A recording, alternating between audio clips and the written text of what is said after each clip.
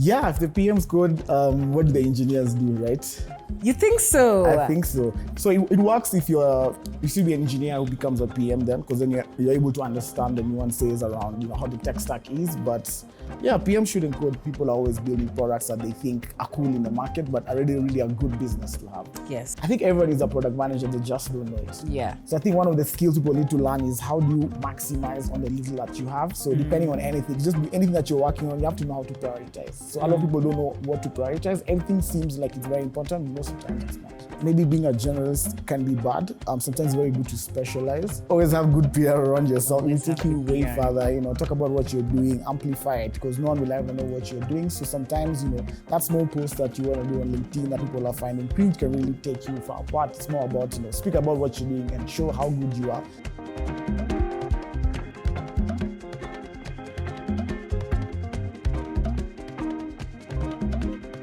Hello, everyone, and welcome to yet another episode of the My Tech Story Africa podcast.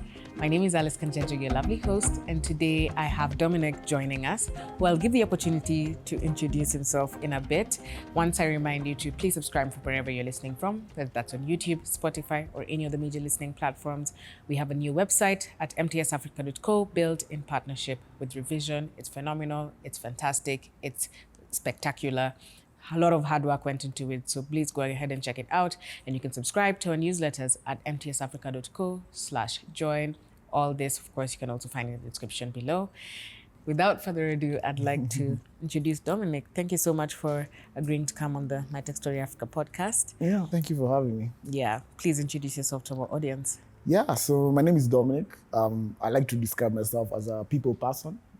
People love me, and I think I love people back. And I think that has influenced how my career, my personal life has, been living. Yeah. Okay, awesome. And maybe do you want to give us a general overview of what you do? I'm a senior product manager focusing on tech products. Yes. I'm currently situated at CChub, where I advise startups on how they can optimize on their products so they can reach scale. Okay. Yeah, thank you so much for that brief introduction. We'll get a lot more into the gist of your story. Before we do that, I want to try something a bit different that we've not done before on the podcast. Interesting. And I'm going to start by asking you some product hot takes. So this is going to be a hot takes segment. And hot takes, yeah. On the streets, people have a bit of takes that I want to run by you so that I get to get your take on them. Okay, so I'm just going to read a few of the hot takes that I have. Okay. And the first one is, you don't need a product manager in an early stage startup. Should startups wait until they have traction before hiring a PM? Yeah, definitely. I think when the startup is starting, the CEO is the one to be the product manager, if not the CTO. I think most of the times you're still trying to figure out what you're working on, so it's not usually advisable to have PMs usually very early on until you figure it out. I think most of the times, when a startup is starting, they're trying to figure out does a product work, does a market want their products, are they actually solving a problem, and the like. So yeah, it's true. It's true. Yeah. Okay. Next take: PMs shouldn't code. It's a waste of time. Yeah, if the PMs code, what do the engineers do, right? You think so? I think so. So it works if you should be an engineer who becomes a PM then, because then you're able to understand the nuances around how the tech stack is. But yeah, PM shouldn't code. I think PMs should have a bit of coding background. Why? Because it gives you a very good understanding of how the product is and even in depth. I don't know. I feel once you're able to also do it, then you're able to guide even engineers better on how to. Yeah, I think when you think of products, technology is an aspect of it. So there's many other cycles. You have to understand sales, operations, and the like. So the tech side is usually just a fraction. I think we focus more around the technology and not around the problem that is being solved. So that's why we find a lot of solutions are engineered. They sound cool, but they're not really solving a problem. They're not really solving a problem. Yeah, so PMs can code. I'm not saying don't code, but I'm saying that shouldn't be their role. That shouldn't be their role. Okay. Feature requests from users should never dictate your roadmap. So should PMs prioritize gut instinct and strategy over user feedback? I think it's a blend of both. Most of the times you find your customers will request for stuff. They may be cool to have, but maybe they don't really need it. Sometimes you have to kind of look at data, understand, okay, why is there a problem? So you have to do some more research to understand why exactly they want this. And of course, the business also has its needs. So it's a kind of a balance of both. And yeah, I think that's usually the way to go about it. That's usually the way to go about it.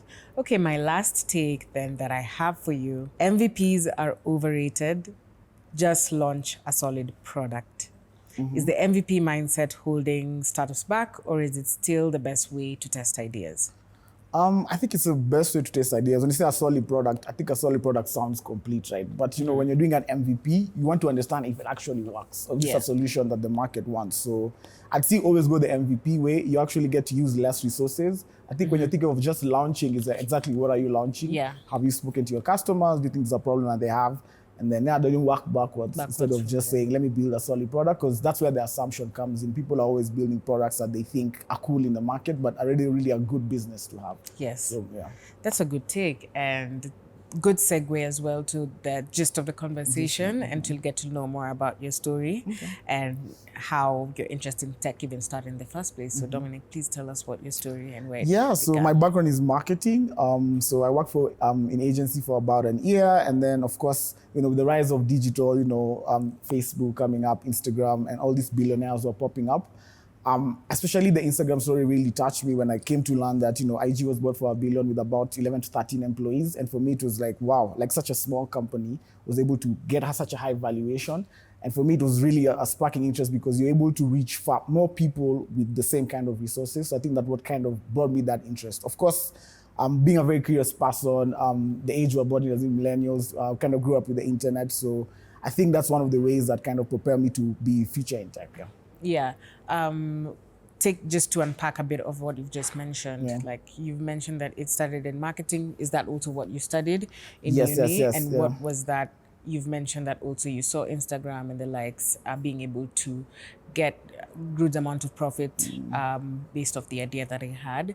I want to just get a bit more into the detail of how that pivot actually was from you thinking, okay, from a marketing perspective, did you think that was going to be your career for a good amount of time? And then what was the aha moment that made you think, okay, maybe I can do technology and move from there? So interesting story. My dream was always to be a pilot. But you know, as the market was, so pilots would just go directly from high school to go and take your flight to flying school. But then now, companies, airlines started requesting for you to have a bachelor's degree. So my parents advised me, you know, go to uni first, pick any course that you like, and then now go in and do flying. You know, it's just 2.5 year course. So then I'm like, I don't know what I'm gonna do. I wanted to do flying. It was all I ever thought about, and then I had to think of something. So I went for the easiest course, commerce, and then I majored in marketing. So at the time also, digital marketing was becoming a thing. The CMO was was going to become the next CFO. You know, usually CEO, CFO before, but then now it was CMO was going to overtake that role and become the second most highest person. And then as a rising of tech now, the CTO then overtook. So I think for me, it was always about looking at trends and understanding, okay, where am I going to go further in my career? And remember, I'm still trying to explore. So I think digital marketing is still around tech. So I think then I'll still be in the same industry. And when you look at being a product manager, marketing background is very, very essential. Actually, I tell people everything I learned in marketing has enabled me to, you know, pivot, and it's more or less the same. I think when you think of product managers in like FMCG, they're called brand managers. So I think the title just changes, but the work still remains the same. It's a funny thing, actually, I did project management for a few years, but working on a tech startup. So even the roles were more or less the same. I think it's just more of the terminology. So for example, in project management, you'd say monitoring evaluation. In product, you'll say data analysis. So I think most of these roles are cross-cut the same. So I think it's just how you kind of frame and how you understand how the role works. Okay. And from that digital marketing, like what was your first job, and how, did you build your own product? Or you said you worked for a startup for a couple of years. So I worked at a company called Ringia Media. So it's I think Swiss company. So they had a few products. They had Pulse. They had Business Insider. That had sports one. I've forgotten the name. And for them, those were the products that we were pushing. So essentially, our role was to create content around what we'll sell, and then try bring in advertisers to come in, because that's how we used to make revenue from ads. So that was a bit of much of it. The role was very it was pretty interesting. Actually, my boss, my former boss, Alan, he's the one who saw the project management side of me, how to coordinate the different departments, and he pushed me. So he created a role for me called a traffic manager. Essentially, you kind of control how, not really control, but you coordinate the project. So client work, you're able to talk to, let's say, the video team or the editorial or sales and marketing, and you're able to kind of coordinate things together. So at the time, our team, like the different departments used to have beef. Like there's always, but at least he could see that I was able to implement things, And I think, as I said, I'm a people person, so once you're able to convince people, then it's easier to get the work done. So I usually tell people that, once you figure out the politics, then the work is able to move. You're able to. And I mean, what qualities make a good people person? Like what makes you a good people person? I think you just have to be a yapper, Because most of the time, for the people who might not be yappers. Who might not be yappers. But they want to be good. I think yapping helps first. People have to go that it's more about relationships, right? So you have to be good at building relationships. Show interest in people. Talk about, I found a trick to actually letting people like open up is always to ask them questions about themselves. So they feel safe, they feel like you're interested. So as I said, before you get the work done, you have to try to figure out the politics, and then now the work will move. I think it helps when people like you. I'm not saying become a people pleaser, but people just have to like you. Yeah. People just have to like you. Yeah. Okay, I like that. And so you were an entrepreneur yourself as well. Yes. Could you walk us through that journey? Yeah, so I founded a startup called Loki. Essentially what we do is provide production for creatives in Kenya. So essentially we look at the music side. Always been passionate about music. And so if you think about the best visuals in Kenya, I probably have had a hand in that. Are you an editor yourself, or do No. just So as I said, I'm a product manager. So my role essentially revolves around bringing different capacities together to build. I think it's always harder to learn technical work, but there's always good people outside. So I focus on collaborating with the best. So for example, at Loki, I work with Caliban Creatives, and they're the ones who do production for me. Yeah. Nice. Okay. And how long did you do that? And is there a connecting point between that and the work that you're doing at CChub? I want to also talk. I know I met you at Antler. I want to put the pieces together of your journey from the time you began to now you getting into working at CChub. Yeah. So Loki was actually started around the pandemic, 2020, I think January. And for me, it was just about, as I said, I'm passionate about music and, grew up around artists. So I wanted to kind of create a platform. So the artists had my neighbors who I was living around with and kind of pushed the industry forward. So I think they all blew off, and I kind of feel like we could probably apply the same formula for other creatives, especially those who are upcoming. It's very hard to break out in Kenya, especially the industry. There's always that kind of 1%, where if you're 1%, then you thrive, you get all the shows. But then I was like, what about all these cool guys that I'm seeing, I'm listening to their music, and how can they get a platform, essentially? Yes. So for me, so when I look back at what used to work was the videos, because I think especially rise with the internet, mobile phones, video became the thing. So for me, the aspect's not really on the audio. I feel like Kenyan music, audio-wise, we figured it out. I think the visuals is where the industry can improve on. So when you look at like Nigeria, they do world-class visuals, SA. So for me, it was just trying to see and fill in that gap. Wow. Yeah. Okay. And then from Loki, you're still currently I still do Loki. So I do Loki on the side. I think I'm a man of many talents, so I still want to work in the startup industry. I think now I'm having a shift out of I don't want to be an entrepreneur anymore. I think I'd want to be an investor because of just how much work it takes. You have to do the donkey work as an entrepreneur as opposed to being an investor. But I'd rather put in the same money and then on a moving ship, and then it goes and sells. Yeah. So. But I think it would be a good pivot in the terms of you've already done the ground up, because I also believe in taking the necessary steps that probably you don't want to do to get to the next step. Before you even become an entrepreneur, you're probably employed and working 8 to 5 hours. And before now you say, okay, have a bit of ownership, do this. But now you kind of have to be everything. And now being an investor would be a good position for you to put yourself into. Okay, and then you said that you're a man of many talents. Yeah. So you do both Loki and CChub. Is there anything else that you want to let us know? Yeah, I teach as well. So I teach product management to our course we do within Dua School. Like a 10-week masterclass where we just, so PM roles, you don't have a PM course in uni, but a lot of people want to come in and become PM. So I think even when I was starting out, I had nowhere to reference, no one to kind of mentor me and the like. So we started a community to do the same. And then apart from just the community and events or whatever, we decided to also now kind of have courses. So anyone who either wants to pivot or wants to become a PM can come in and learn about what the industry is. Yeah.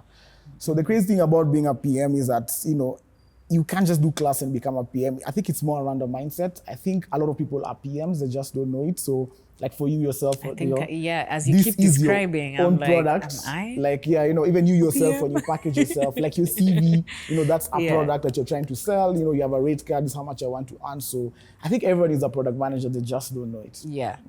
Everyone is a product manager, they just don't know it. Yeah. Okay, and how are you then supposed to present yourself as a product manager who's looking to get into the space? So as I said, there's very many avenues. I think you just have to look at the skills you have. So for example, someone who's a data analyst could probably work at a data science company, right? And maybe that could be their product. So if you look at someone who's looking at analytics is the problem. So I don't think there's a right way to frame yourself. As I said, you have to be a people person. So it's more around leadership. How do you bring people together? How do you keep the cog wheel moving? How do you do stakeholder management? So there's a lot of nuances around working with different teams. And I feel like that's actually what brings success. Yeah. So you don't have to be the best, but your team has to be the best. I always like to working with very, very solid people because they're the ones who will help you get to that goal. Yeah. Okay. You also mentioned something about pivoting, and I want to touch a bit on that. You've pivoted, I'm guessing, from entrepreneurship to now getting employed, but also now getting into investment. What calls for someone to make a pivot, or at least for you in your case, what feelings are familiar to you to make you feel that this is time for me to pivot, and what gives you that confidence to be able to make such changes as well? I think everyone pivots. I think especially how the world is moving, things are really evolving. Your interests keep changing as you get older. Nuances. Sometimes you just get bored of what you used to do before. And I think, just work around your interests, see what's cool. I always try to pivot. So I've pivoted a lot, maybe like 4 or 5 times, even just in my career. And I always wanted to learn new things, have new experiences. I feel like with the rise of technology, I feel like you can only do up to a max of 2 years of what you're doing. And then, after 2 years, you're just interested in new things. So I always tell people pivot. Is that statistically or is that according to your personal? I think I've seen it around, especially our generation. Like our folks probably were in the same company for their whole career. Yes. A lot of people were studying, or whatever they studied is what they ended up retiring with. But for us, you find yourselves, like, as I said, I did marketing. I'm not working in marketing anymore. So it's basically more or less the same. It's basically more or less and I think with unemployment, the economy, going down, so people have to kind of be adaptable. And that's why you find a lot of people are pivoting most of the times. From this conversation that I'm having with you, I'm noticing one shade in you is that you seem to have the confidence to be able to make those decisions and just be able to say that this is not working for me, what's the next move? Which could be different in terms of people's mindsets out there. Half of the people. There's people who naturally, for them, perhaps you've mentioned you're a people person, you're able to run a crowd, and you're able to, from what I've heard, convince yourself quite easily to be able to make such changes. But I also want to get to speak on the other side of the coin, which is perhaps maybe I'm not feeling confident, or I'm scared, I'm a first-time founder, but pivoting is not as, okay, it's 2 years, let's move. Perhaps that's not how other people might process. So what do you have to say for that kind of situation? I think you just have to try. When you're pivoting, you're very, very new. Sometimes you may have to even take a step back, probably take a pay cut or something. But I think you always have to be open to learning. So before you pivot, you have to, as I say, a lot of us have transferable skills that can be used anywhere. So for example, I'm a generalist, and I feel like that's why it's very easy for me to pivot, because my role still remains the same, doing people work. But I think the industry, maybe the role would essentially be different. So for example, as I said, I can do partnerships, I can do investment now that I've worked around understanding how companies are invested, what's the business model. So I always say, when you're trying to build yourself, always look at gaining transferable skills that can cut across any industry. Different. I like that. Of course, some product manager would say that. Okay. Taking you back now to the conversation of product. You also run a product management community with about 1,000+ members. What would you say are some of the gaps that you see in how people approach product management as it stands, and also just a bit more insight into the community that you have? So I think maybe one of the key things about product management is always you have to focus on your users or your customers. That's always the kind of goal you have to. So I think at times we like to work on assumption, not making decisions using data.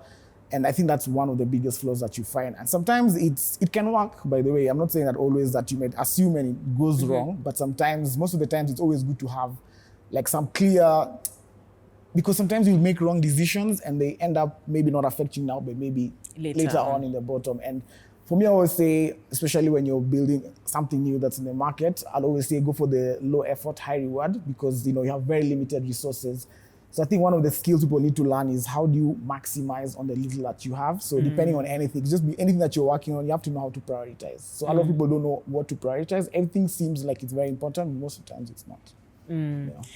Everything looks like it's important, but most of the time it's not. Ooh, that's a gem right there. Okay, I think your response to that then perhaps also touches into the question that I had next, but I'll ask it anyway. If you were to create a product management playbook, what would be your top 3 non-negotiables? Definitely design. I think design is everything product. And I think people, when they think about design, they think it's just about how a product looks. But for me, design is how it works, like overall experience. So everything that comes together. So think of even like a dish, how it's the ingredients, presentation, pricing, and all of that. So I'd always say that. So design for me is a non-negotiable. Maybe next thing would be data. Of course, it's always good to have numbers because numbers don't lie. And then lastly, I'd say people skills, because you are dealing with humans, right? If you're dealing for humans, it could be B2B, and you have to understand different nuances, and of course, even sales as well. So, and that's where the people kind of aspect comes in about. Yeah. And user feedback That's that falls into the purple category. Yeah. Okay. Now we can get into your work at CChub. Could you just tell us a bit more about what it is and what you guys are leaning towards? Yeah. So essentially, CChub is a tech hub. We're an entrepreneur support organization, and we kind of bring in different stakeholders within the tech ecosystem to come. So it could be investors, it could be startups, it could be innovators, it could be students. So it's a whole ecosystem, research. And for us, we kind of back startups. So for example, we have an edtech program or we have a fintech program. And what we do is we deploy capital, but also we kind of give in expert support to help now these startups be able to optimize their product and then, be able to scale across different markets. Because when you're thinking of a small company starting in, sometimes they haven't really figured it out, but you're able to kind of do an audit and understand where the gaps are, and you're able to kind of now see how you can then come up with a plan for them to mitigate these gaps that they have. Yeah. What does CChub stand for? Co-creation hub. Co-creation hub. Yeah. Okay, then that comes together. All the industries that you're talking about. What industries are you guys more interested in investing in? So we're sector agnostic. We run programs from creator economy, fintech, edtech, green tech, health tech, any. So we're sector agnostic. So most of the times you find that it depends with who's funding the program and what their interests are. But we basically generally do all industries. I could be biased, but I want to get to just know a bit more about the creator hub because that's something relatively new with the same ecosystem, put it together. You would say ed tech, health tech, whatever, in the tech space or investors, they don't stereotypically look at the creator economy. And so why is it that you guys felt the need to add this into the docket of the list of I think as humans, I think each of us has that creative gene in them. And for us, it's always about, so the first is a very big opportunity for jobs creation. A lot of people, so these were roles that were never there before. With the Instagram, a lot of people are being employed to be influencers, or even just thought leaders, right? And there's many other aspects, and also how the media landscape is changing. So we're having things like new media, so things like podcasts.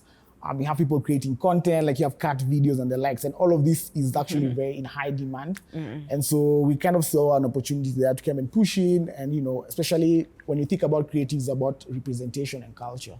So how then do you accelerate that, especially in an African context? Wow.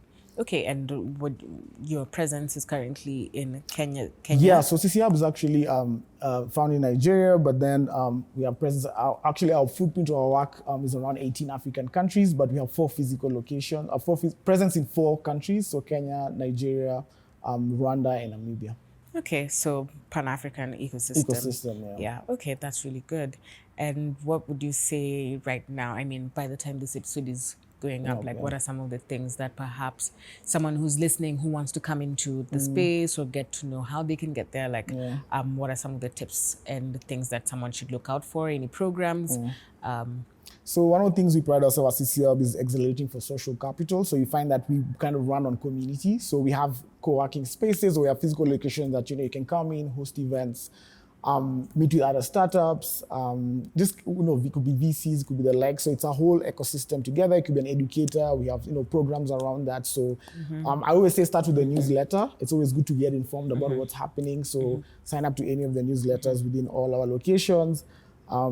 Basically just as a walk-in, Yeah. Okay, yeah. So, I mean, to be fair, I met you when I came to your offices, and the reason why I came in, I was going to this workshop for gender equity storytelling, and just to also get a feel, because for me, it felt new that there was this creator economy hub that you guys are building at your offices. And so I was very curious to be able to get access to the space and interact, engage with people.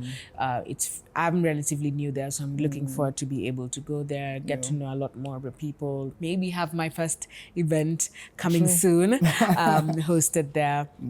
But yeah, interesting feedback there. So one of the things you've also touched on once again is the element of community, and I just want to get your opinion on what role community plays in the success of startups, and how can founders use them effectively, in your opinion? Yeah, I think there's strength in numbers, and you find that community, the essence of a community is that you guys have a shared kind of, what's the word I can use? Interest, right? Yes. Or it could be a problem. So you find that people have charmers around. So if you think about investment, you have all these groups coming about. You have all these people who are interested. For example, like the run clubs, right? People are interested in that. So when you're able to kind of see different interests, because anytime you're trying to be an entrepreneur, you're trying to have problems that affect very many people. So it's always good to have and look at your customers as a community and how you can bring them together and solve their problems together. I like that analogy. Dominic, you seem to be a man of a jack of all trades, which of course comes with the job. I'm curious to know how you're able to balance all the things that you're doing, from entrepreneurship to the community building, to you being working at CChub, to you pivoting to becoming an investor. How are you able to manage this, and what kind of mindset do you have that allows you to do this? I'd say one, so of course, prioritizing. It's always good to understand, what to say no, what you can put effort in. I like to really do low effort, high rewards, because then you're able to do kind of many things at the same time. But also the aspect of collaboration. You can't really do everything, but anytime you're able to collaborate with people, you can always give your best with what you're very good at. And I think that really helps to do. As I said, the aspect of community really plays a part. You meet people out there and you see they have great ideas, or you guys have some form of synergy, and then you want to tap into that, right? So I can say that's how I've been kind of using it. And as I said, I'm a generalist. I'm actually not a jack of all trades, but when you have kind of, I'd say like leadership is a very generalist kind of role. So that means you're able to lead people, lead teams and the likes. And I feel like that's a very good way for journalists to actually thrive. Yeah. Wow. Okay. I have some closing questions that I'm going to ask you. And the first one that I have is, what's one word to describe the journey to get to where you are today, and why? I'd say adventurous, very risky. I've made decisions that I'm always like, why did you do that? But I can say also maybe that kind of comes from my background. I think also maybe the aspect of being a bit privileged helps, because then you're able to take more risks. So if you're living at home, you can, any money you're earning, you're able to kind of, invest somewhere or use it for a certain endeavor. So I can say, yes, we take a lot of risks, especially being in a tech startup. I've worked in 2 companies that shut down. So that's why I say my cycle is always 2 years. And it's always crazy because the first year, things are always going good. And the second year, things just switch. The cycle is changing. The cycle is changing. So it's, you have to like that. I think there's a rush. It's very fast paced.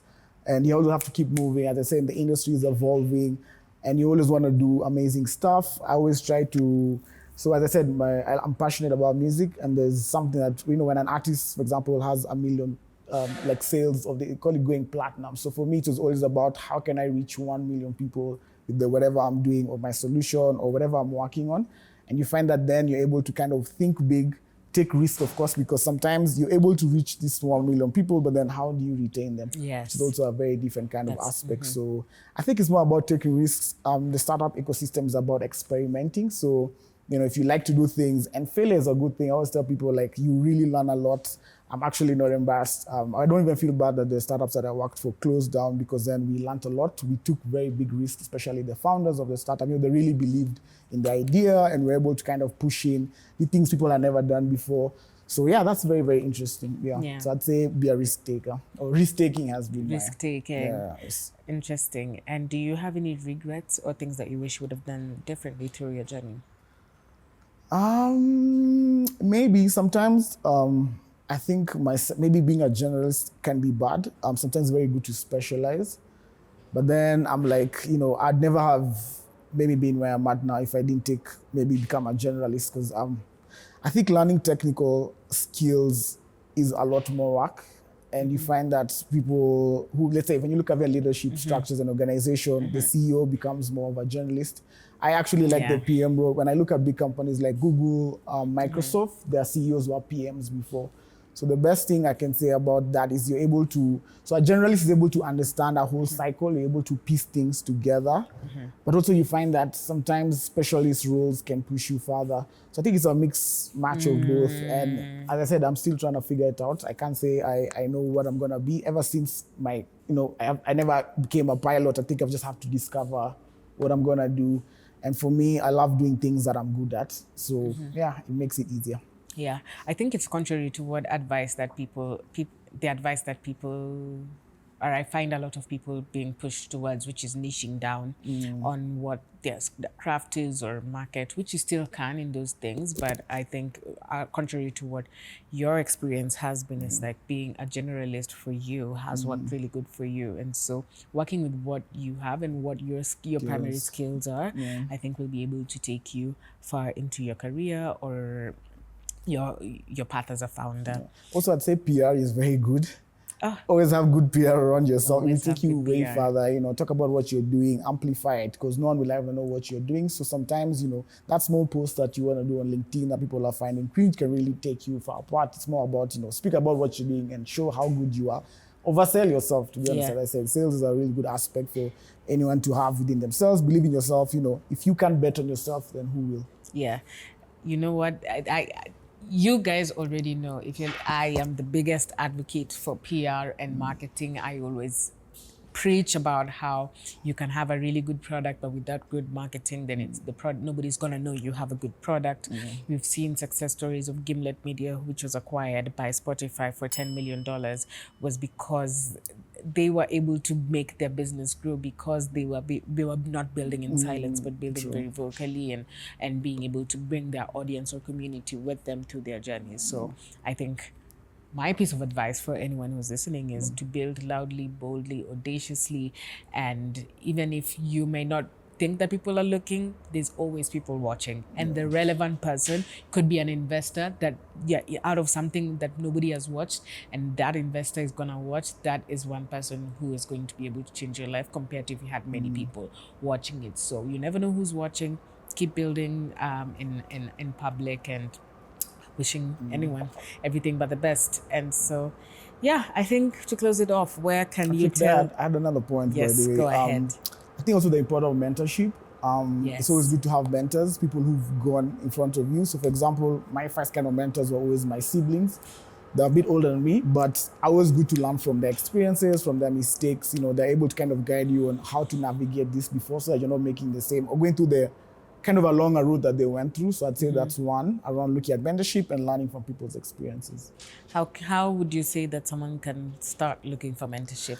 So I need, even this mentor doesn't have to know you. Like, you just follow someone on LinkedIn, see what they started, see how they're moving. They don't know that. And they don't know they're mentoring me, but I'm watching, and I think sometimes even as individuals, like, we do things, and always remember, try always do things assuming that you're impacting someone or someone is watching you, and you want to be on, kind of be more like a role model, because then I've learned from so many people I don't even know, or they don't even know me. And I always just looking at, what they did, what did they study, how they separated themselves, how they positioning themselves as well. So, yeah. I like that. Okay, and where can our audience find you should they want to engage more with your work? Yeah, if you want to engage more, you can reach me out on my LinkedIn. My name is Dominic Kimathi. You can just find me there. I'm a thought leader. Let's interact. It's good to connect. Actually, funny thing is when I meet people, I don't ask them for their numbers. I ask them for their LinkedIn. Yeah. Because then you're able to keep up with what they're doing over career, over the period of time. So it really helps. Always make big bets on yourself. Make big bets on yourself. I couldn't agree more. Thank you so much for tuning into this week's episode. Please make sure they subscribe and check out our website at mtsafrica.co.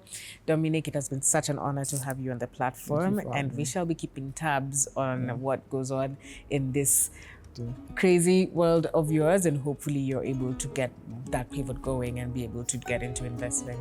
Yeah, my name is Alice Kanjejo, your lovely host, and I shall see you in the next one. Bye.